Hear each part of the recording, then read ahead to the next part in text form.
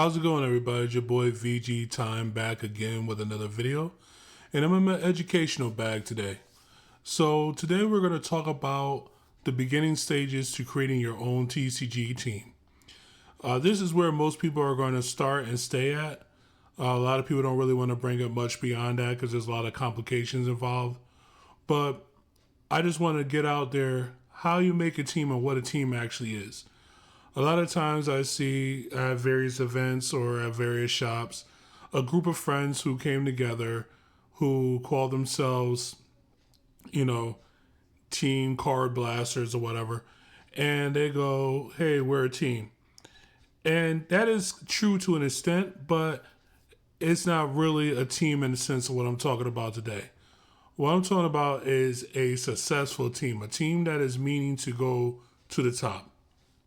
So what I'm going to do is channel my inner Devin Ash, and we're going to go to my WordPad here, and we're just going to go over some steps to creating your own team. So what I typically like to compare with that first situation, which is a group of friends that come together versus a team, is similar to a girl you're talking to versus your girlfriend. When it's just a group of friends that are together, you could, come and go as you please, do whatever you want to do with very little consequence to it, right? You're not really too emotionally attached. You just kind of just go, hey guys, I got something else to do today or whatever, and you're just perfectly fine. Similar to that girl, right? If you're just talking to her and she goes over another dude, who cares? But if it's a team, now you have skin in the game. You have a commitment to some degree. So now you care more about what's going on with the people within that structure. Similar to if you have someone who you're actually claiming as your girlfriend. You have a little bit more care as far as their well-being, what's going on in their life, and things like that. And you want to be aware of these things. So the first question you have to ask yourself, since that's the case, since there's more commitment involved, is why do you want to make a team? Now, this is an interesting question because there is a couple of reasons that are typical to why teams are formed. First thing that comes up is there is a cap to personal success. So what that comes up is that you have someone who is a good player and they are going to events. They don't really have a infrastructure around them, and they're noticing that they're not able to get over a hump. They can't quite win a tournament or a top 8 or whatever. And they see the players that usually do all the time have a structure or a team around them. So they hope to create that same structure or team around themselves. There is a level you can reach with that, but there's some dangers with that being your only motivation. The better motivation to have is, can I have group success? Now that brings it to another level, right? You're in a situation where now you're worried about others and getting them to be, to the same, or getting everybody up to a certain level. Why is this better than personal success? I kind of equate it to this, because I bring this up all the time. What looks cooler in a picture? You by yourself in a top 8, top 4, or in a top 8, 5 of the jerseys being of your team? It's just simply better. If you can make and have group success, not only is it better for you individually for a number of reasons I'm going to bring up later on, but it also just creates a camaraderie and a motivation to keep going. So if you can achieve your personal goals while pursuing group success, that would be a lot better than trying to do it on your own. Otherwise, if it's just centered around one person trying to get as far as they can by themselves, you get something called org hopping, where they're constantly going from organization to organization to get what they want personally, versus worrying about, or not saying worried about, but being dedicated to group goals. So you want to prevent that from happening. So once you have realized that you have the right motivations, that that's what you want to be doing, you want to have group success while pursuing your own personal success, then you have to ask the next question, which is, how do you finance your team? That's a very solid question, because there is a lot of ways to do this. One is that you have an affluent member of the team. I think it's 2 F's on that.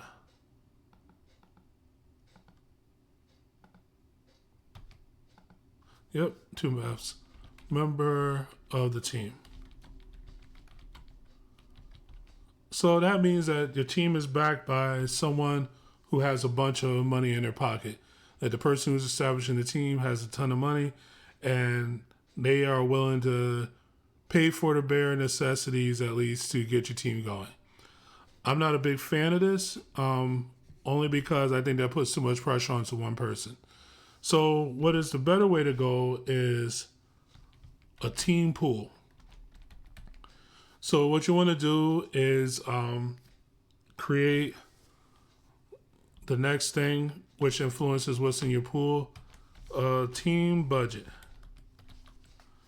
You have to, as a team, determine how many events you're going to be going to, figure out a rough estimate of what the costs of going to these events are, entry fees, hotels if need be, travel if need be, and also in that team budget could be allocated money towards cards.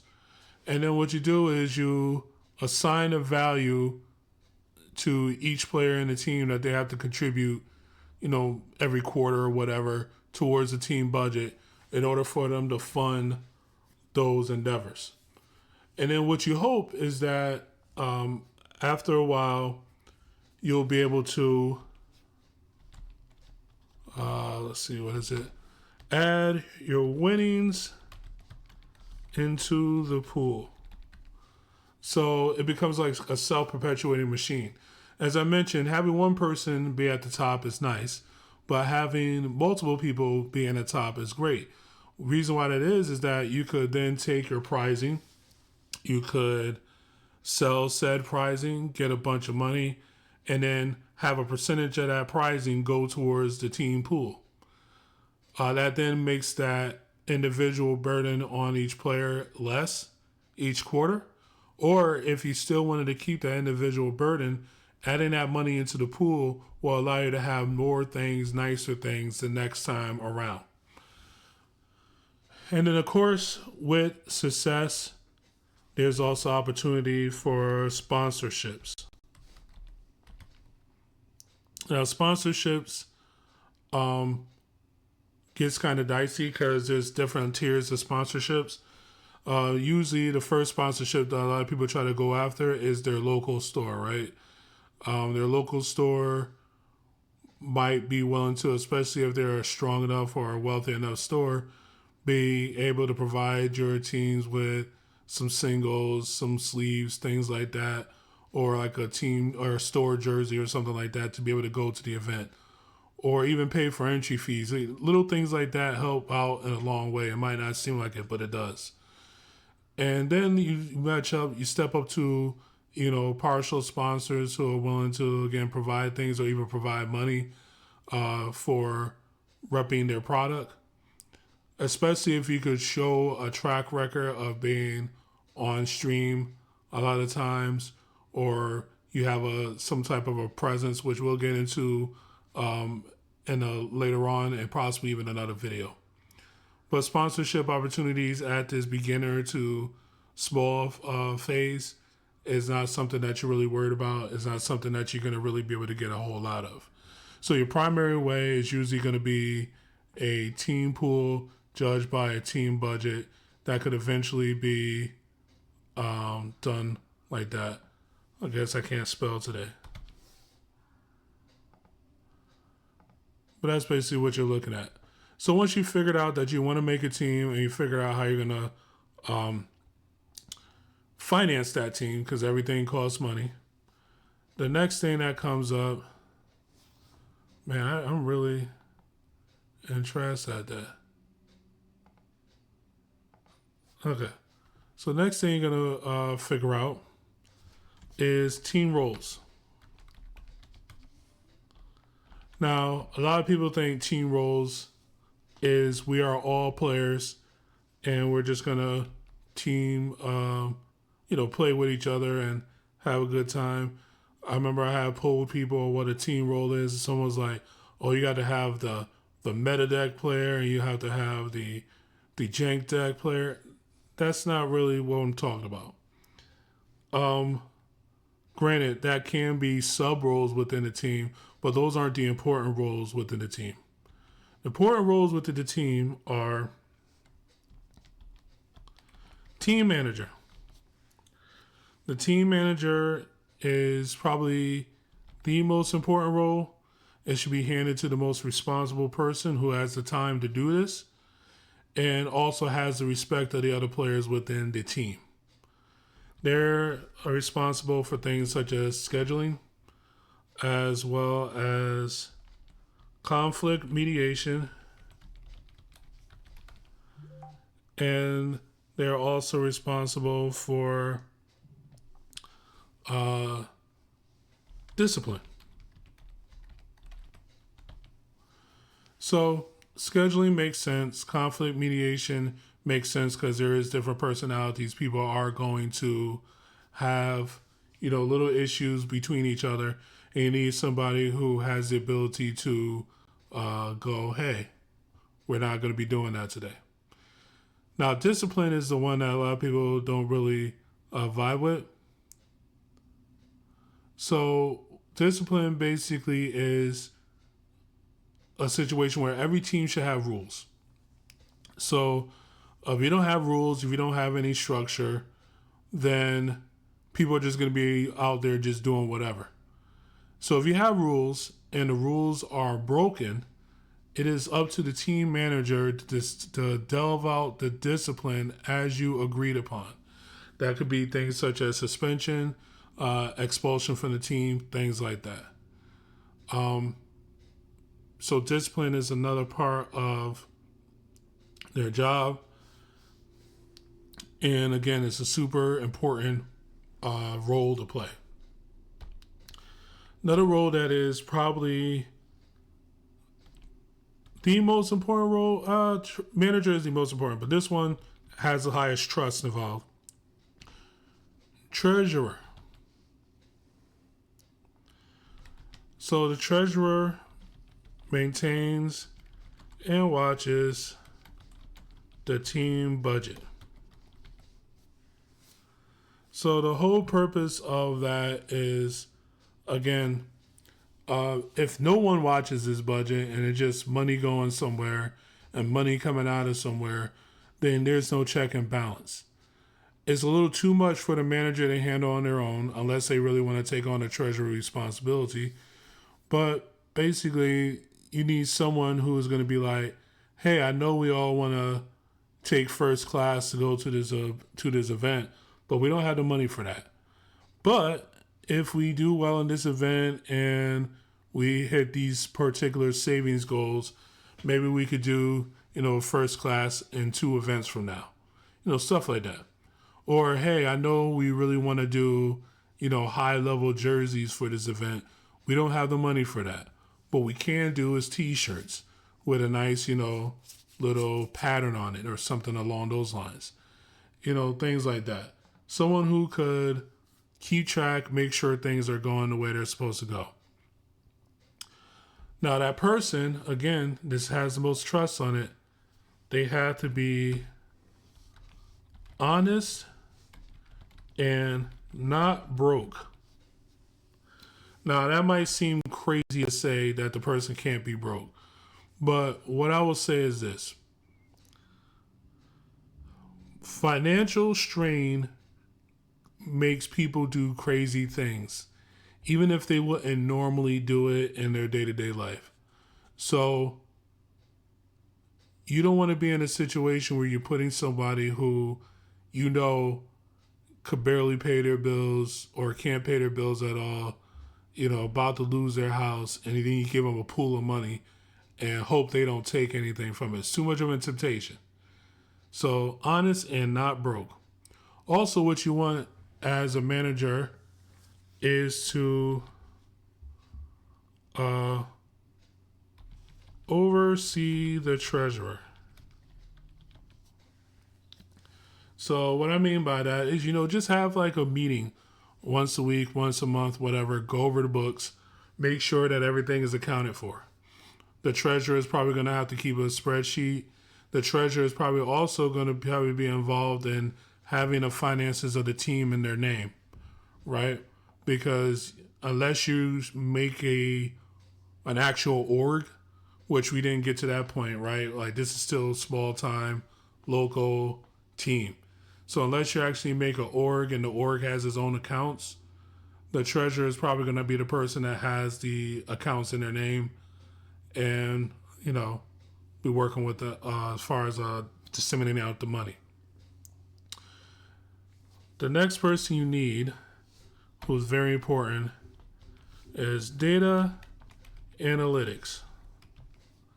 Now, this is a fancy way of saying the person who keeps track of deck revisions and win-loss records of each revision. Now, the reason why this is important is because if you're truly an organized team, you guys are going to be working on a primary team deck, probably even just like a team deck. You see it all the time with the major teams and a lot of card games. They'll show up all playing the same deck, or there's like 10 people on the team. 7 of the people are playing that same deck, and 3 people are playing the next best deck or something like that, right? And they're usually twist on those decks that come up from their play testing. Now, what you want to do is every time you make any twist or change or revisions, it is reported to this data analytics person. Their job is to keep track of everything. Give me an example. Usually what will happen is you will have a gauntlet of decks, right? You will have like the top 5 decks that exist in the format. And then you will take your deck that your team wants to play, and you will play it into those stock lists and see how it goes. And then what if someone figures out some technology, right? They go, hey, we're playing Black Bardock for the next event for some reason, and we're going against Angel Coup, and the matchup is just horrible. But I put this card into the deck, and suddenly it went from 70-30 to 50-50, and I want the rest of the team to try it out to see if they get the same results. So that version is sent to the data analytics person. They disseminate the list out to the rest of the team. The rest of the team play test the list against the gauntlet, and then they come back with their, thoughts, their ideas, things like that. And what happens is the data analytic person keeping track of it all and the win-loss and all that stuff helps because it is easy to go down the rabbit hole. So what do I mean by that, right? So this used to happen a lot before I got organized, which was that you would make so many revisions to a deck that you'll get to a point where the deck isn't as good as it once was at a point in time. And so now you got to remember how the deck was at the point in time that it was its highest win-loss record. With this person existing, you could go, okay, Which version of the deck had the best win-loss record against the field, and what was his record against, supposedly the best deck in the format. And they will be able to find that exact version, and you guys could build that version. And that's how you keep yourself from going too far down the rabbit hole where you don't know where you began or where you were at your best. Now, the last person you need for this team, and it's something that my boy helped me to figure out, is what I like to call card acquisition.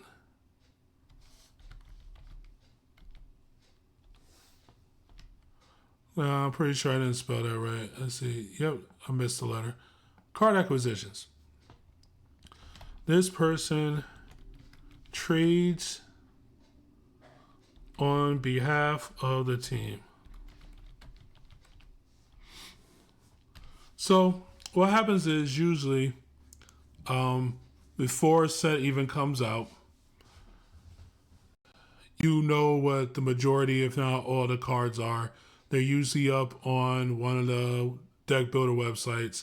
And then you have a bunch of free ways in which you could try out the decks, whether it's like an untapped or something like that. So you take and you figure out what deck you want to build, and part of the team pool may be to purchase a case. So now you crack the case, you get most of the stuff you want, but you might be missing cards here and there, and you still have all this extra stuff that you can move for the cards you need or to sell to vendors on behalf of the team. That's what card acquisitions person is for, right? Now you might be like, anybody could do that. Well, not really.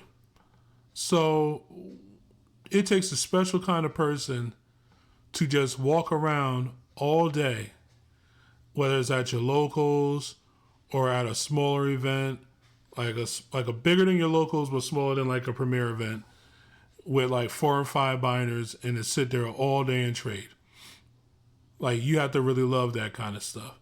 And they have to be trading, again, on behalf of the team. You've seen people do it. You may have not even known that that's what they were doing it for, but they're usually looking for very specific cards. And the reason why they're doing that because they're trying to build decks for their team for the bigger event. And then again, if they have stuff that's spiked up in price or whatever, they sell it to the vendors so that then it could go back into the team pool. And that again helps you to be able to have nicer stuff for the next event until you get to the point where you no longer need nicer stuff, and now you can start doing other things with that pool of money. But right now, since we're still a small team, these are the roles that you need me to have. Now, of course, you need players, right? But that kind of goes without saying. The players themselves usually early on have to fulfill the previous roles. There'll be someone who's a manager or team captain, someone who's a treasurer, someone who keeps track of everything at data analytics, and someone who just a mean trader. And of course, you have your players, your best players who usually are focused strictly on playing. But that's the first part. This is the bare basics you need to have a small, successful team in the TCG world. So, with this part 1 done, I'm going to try to get the other ones up within the next coming weeks. I think there's going to be 3 parts in total. Next, we're going to talk about what happens once you get enough notoriety and you become a medium style team. All right, so I'll catch you again next time. It is VG Time signing out.